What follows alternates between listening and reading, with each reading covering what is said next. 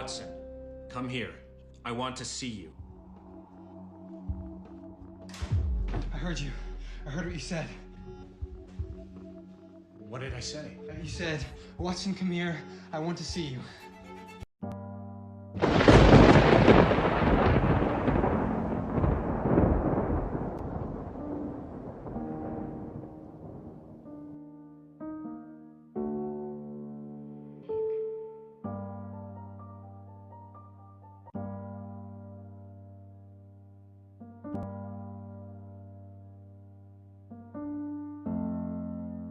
Alexander Graham Bell alikuwa mmoja ya watu waliobadilisha kabisa mwelekeo wa maisha ya binadamu kupitia mawasiliano. Alizaliwa mwaka 1847 huko Edinburgh, Scotland, wakati dunia ilikuwa bado ipo katika mfumo wa barua baina ya watu waliokuwa mbali kupelekeana taarifa.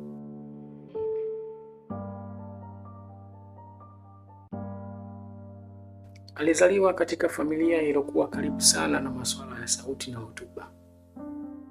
Baba yake alikuwa mtaalamu wa fonetiki, mtu aliyofundisha ulimwengu jinsi ya sauti kutengenezwa. Mama yake kwa upande mwingine alikuwa na matatizo ya kusikia.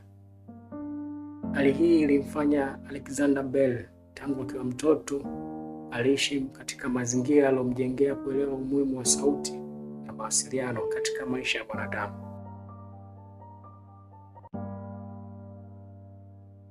Kwake sauti haikuwa jambo la kawaida, kwani hii leo tunamtambua kama baba wa simu duniani.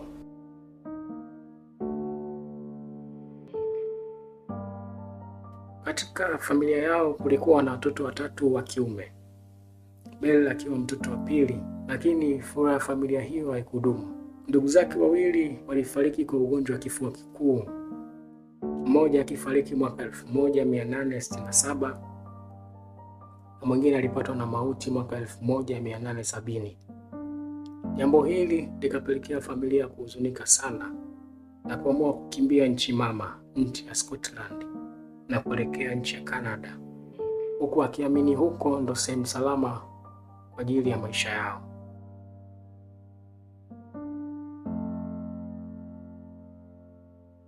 Walifika Brantford huko Canada, ndipo Bell akaanza maisha mapya, maisha ya tafakuri, maisha ya utafiti na maisha ya maswali mengi kichwani, huku akiyatafutia majibu.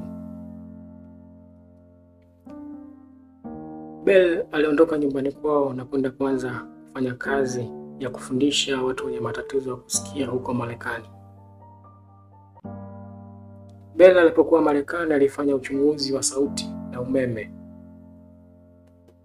Kufikia mwaka 1876, Alexander Bell alifanikiwa kugundua na kusafirisha sauti ikiwa kwa mara ya kwanza katika ulimwengu, huku maneno yakiwa kama kumbukumbu ya sauti iliyosafirishwa katika njia ya umeme.